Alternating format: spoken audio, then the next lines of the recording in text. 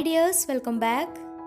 ഇന്ന് നല്ല ടേസ്റ്റിയും കാണാനും നല്ല മൊഞ്ചുള്ള ഒരു അച്ചാറിൻ്റെ റെസിപ്പിയാണ് പരിചയപ്പെടുത്തുന്നത്. മുളക് വച്ചിട്ടാണ് ഈ ഒരു അച്ചാർ തയ്യാറാക്കിയിട്ടുള്ളത്. മുളകച്ചാർ എന്ന് പറയുമ്പോൾ നിങ്ങൾ ചിന്തിക്കുന്നുണ്ടാവും നല്ല എരിവൊക്കെ ഉള്ളതാണെന്ന്. പക്ഷേ അങ്ങനെയൊന്നുമില്ല. ആ എരിവൊക്കെ കളഞ്ഞിട്ടാണ് ഈ ഒരു അച്ചാർ തയ്യാറാക്കിയിട്ടുള്ളത്. പിന്നെ ഇതിൻ്റെ ടേസ്റ്റ് എന്ന് പറയുമ്പോൾ നമ്മുടെ പുളിഞ്ചിയുടെ ഏകദേശം ടേസ്റ്റുമായി ഒരു സാമ്യമുള്ള ഒരു അച്ചാർ കൂടിയാണ്. പിന്നെ ഇത് ഉണ്ടാക്കി കഴിഞ്ഞാൽ പാത്രം കാലിയാവുന്നത് അറിയില്ല, അത്രയും ടേസ്റ്റാണ്. അപ്പോൾ എല്ലാവരും ഒന്ന് ട്രൈ ചെയ്ത് നോക്കാം. അപ്പോൾ വീഡിയോയിലേക്ക് കടക്കുന്നതിന് മുമ്പ് ആരെങ്കിലും ചാനൽ സബ്സ്ക്രൈബ് ചെയ്യാതെയാണ് വീഡിയോ കാണുന്നതെങ്കിൽ പ്ലീസ് ഒന്ന് സബ്സ്ക്രൈബ് ചെയ്യുക. ഒപ്പം തൊട്ടടുത്തുള്ള ബെല്ലൈക്കണും കൂടെ ഒന്ന് ക്ലിക്ക് ചെയ്യുക. എന്നാലേ ഇനി ഞാൻ പുതിയ വീഡിയോസ് ഇടുമ്പോൾ അതിന് നോട്ടിഫിക്കേഷൻസൊക്കെ പെട്ടെന്ന് തന്നെ കിട്ടുകയും ചെയ്യുള്ളൂ. അപ്പോൾ ഈ ഒരു അച്ചാർ തയ്യാറാക്കാൻ വേണ്ടി ആദ്യം തന്നെ കുറച്ച് പച്ചമുളക് ഉപ്പിലിട്ട് വെച്ചിട്ടുണ്ടായിരുന്നു. ഇങ്ങനെ ഉപ്പിലിട്ട് വെച്ചിട്ടുള്ള പച്ചമുളക് വെച്ചിട്ടാണ് ഈ ഒരു അച്ചാർ തയ്യാറാക്കിയിട്ടുള്ളത്. അപ്പോൾ അതിനായിട്ട് കുറച്ച് പച്ചമുളക് എടുത്ത് നന്നായിട്ട് കഴുകി വൃത്തിയാക്കി തുടച്ചെടുത്തതിന് ശേഷം അതിലേക്ക് കുറച്ച് വിനാഗിരിയും കുറച്ച് കൂടുതൽ ഉപ്പും ഇട്ടിട്ട് ഒരു കുപ്പിയിലാക്കിയിട്ട് നന്നായിട്ട് അടച്ച് വെച്ചിട്ടുണ്ടായിരുന്നു. ഇങ്ങനെ ഒരു 2 ആഴ്ച കഴിഞ്ഞിട്ട് എടുത്തതാണ്. ഞാൻ ഇങ്ങനെ 2 ആഴ്ച വെച്ചിട്ടുണ്ടായിരുന്നു. അപ്പോൾ കൂടുതൽ വില കുറഞ്ഞ സമയത്തൊക്കെ കൂടുതൽ പച്ചമുളകൊക്കെ വാങ്ങിച്ച് വെച്ചിട്ട് ഇതുപോലെ ഉപ്പിലിട്ട് വെക്കുകയാണെങ്കിൽ ആവശ്യത്തിനനുസരിച്ച് നമുക്ക് അച്ചാർ തയ്യാറാക്കിയെടുക്കാം. അങ്ങനെ 2 ആഴ്ച ഉപ്പിലിട്ട് വെച്ചിട്ടുള്ള പച്ചമുളകാണിത്. ഇനി ഇതിൽ വെള്ളം ഒഴിവാക്കിയിട്ട് പച്ചമുളക് മാത്രമായിട്ട് എടുക്കണം. എന്നിട്ട് അതിലേക്ക് 1 കപ്പ് വെള്ളം ഒഴിച്ചിട്ട് നന്നായിട്ട് തിളപ്പിച്ച് വറ്റിച്ചെടുക്കണം. ഇങ്ങനെ ചെയ്യുമ്പോൾ പച്ചമുളകിൻ്റെ എരിവൊക്കെ ഒരുവിധം മാറി കിട്ടുകയും ചെയ്യും. പിന്നെ നന്നായിട്ട് വെന്തും കിട്ടും.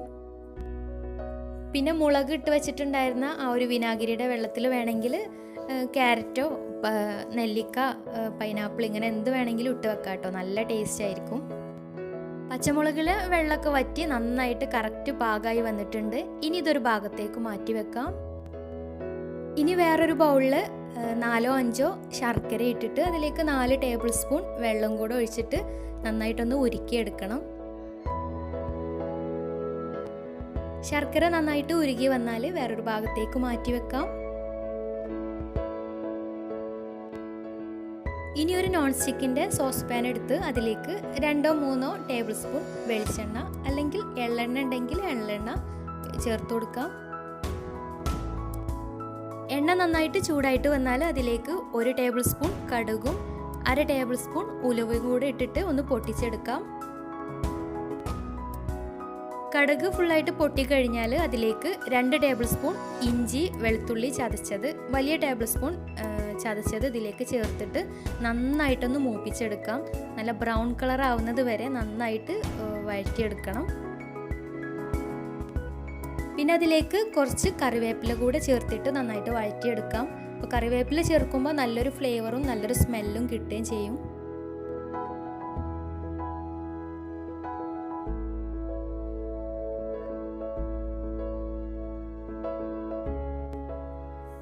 ഉള്ളിയും ഇഞ്ചിയൊക്കെ നന്നായിട്ട് ബ്രൗൺ കളറായിട്ട് വന്നാൽ ലോ ഫ്ലെയിമിൽ ഇട്ടിട്ട് 1 ടീസ്പൂൺ മഞ്ഞൾപ്പൊടി പിന്നെ 1 ടീസ്പൂൺ മുളക് പൊടി കൂടെ ചേർത്തിട്ട് നന്നായിട്ട് വഴറ്റിയെടുക്കാം. അപ്പോൾ മുളക് പൊടിയും മഞ്ഞൾപ്പൊടിയും ചേർക്കുന്ന സമയത്ത് ലോ ഫ്ലെയിമിൽ ഇട്ടിട്ട് തന്നെ ചെയ്യുക, അല്ലെങ്കിൽ പൊടികൾ കരിഞ്ഞു പോകാനുള്ള ഒരു സാധ്യതയുണ്ട്. അപ്പോൾ പൊടികൾ അതിൻ്റെ ഒരു പച്ചമണം മാറുന്ന വരെ നന്നായിട്ടൊന്ന് വഴറ്റിയെടുക്കാം. ഇനി ഇതിലേക്ക് കുറച്ച് പുളി പിഴിഞ്ഞത് ഒഴിച്ചു കൊടുക്കാം. അപ്പോൾ ഞാനിവിടെ നമ്മുടെ കയ്യിൽ കൊള്ളുന്ന അത്രയും പുളി കുറച്ച് ചൂടുവെള്ളത്തിൽ കുറച്ച് സമയം ഇട്ട് വെച്ചതിന് ശേഷം 2 പ്രാവശ്യം നന്നായിട്ട് പിഴിഞ്ഞെടുത്തിട്ടുള്ളതാണ്. അപ്പോൾ ഈ ഒരു പുളിയുടെ വെള്ളം ഇതിലേക്ക് ചേർത്ത് കൊടുക്കാം.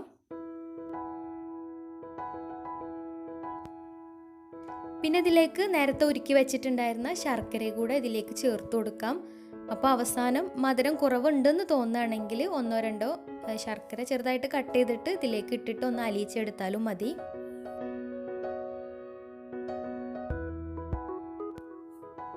ശർക്കരയും പുളിയുടെ വെള്ളമൊക്കെ ഒന്ന് തിളച്ച് വന്നാൽ അതിലേക്ക് നേരത്തെ മാറ്റി വെച്ചിട്ടുണ്ടായിരുന്ന പച്ചമുളക് വറ്റിച്ചതും കൂടെ ഇതിലേക്ക് ചേർത്തിട്ട് നന്നായിട്ട് മിക്സ് ചെയ്ത് കൊടുക്കാം.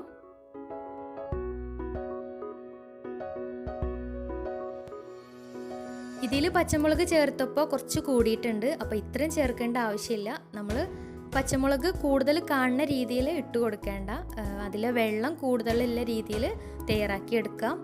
ഇനി ഇത് നന്നായിട്ട് ഒന്ന് തിളപ്പിച്ച് കുറച്ച് സമയം ഒന്ന് വേവിച്ചെടുക്കാം.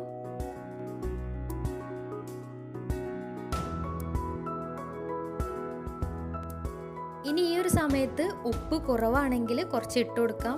കാരണം പച്ചമുളക് വേവിച്ച സമയത്ത് അതിൽ ഓൾറെഡി കുറച്ച് ഉപ്പുണ്ടായിരിക്കും. കാരണം അത്യാവശ്യം ഉപ്പിട്ട് വെച്ചിട്ടുള്ള മുളകാണല്ലോ. അപ്പോൾ കുറവുണ്ട് തോന്നുകയാണെങ്കിൽ പാകത്തിന് ഉപ്പിട്ട് നന്നായിട്ട് മിക്സ് ചെയ്തെടുക്കാം. പിന്നെ ഇത് നന്നായിട്ടൊന്ന് കുറുകി വരണം, ആ ഒരു രീതിയിൽ വേവിച്ചെടുക്കാം. ശരിക്കും നല്ല ടേസ്റ്റാണ് കേട്ടോ ഈ ഒരു അച്ചാർ കഴിക്കാൻ. കാരണം പുളിഞ്ചിയുടെ ഏകദേശം ആ ഒരു ടേസ്റ്റൊക്കെയാണ് ഇതിന് വരുന്നത്. നമ്മൾ എടുത്തു വെക്കുമ്പോൾ പാത്രം കാലിയാവുന്നത് അറിയേയില്ല. അപ്പോൾ എല്ലാവരും ഒന്ന് ട്രൈ ചെയ്ത് നോക്കുക. ഇന്നത്തെ വീഡിയോ ഇഷ്ടമായെന്ന് വിചാരിക്കുന്നു. ഇഷ്ടമായെങ്കിൽ ലൈക്ക് ചെയ്യുക, ഫ്രണ്ട്സ് റിലേറ്റീവ്സിനൊക്കെ ഒന്ന് ഷെയർ ചെയ്യുകയും ചെയ്യുക. പിന്നെ എന്തെങ്കിലും ഫീഡ്ബാക്ക്സ് ഉണ്ടെങ്കിൽ താഴെ കമൻറ്റ് ബോക്സിൽ അറിയിക്കുക. അപ്പോൾ മറ്റൊരു നല്ലൊരു വീഡിയോയുമായി വീണ്ടും വരാം. അതുവരെ ടേക്ക് കെയർ, ബൈ ബൈ.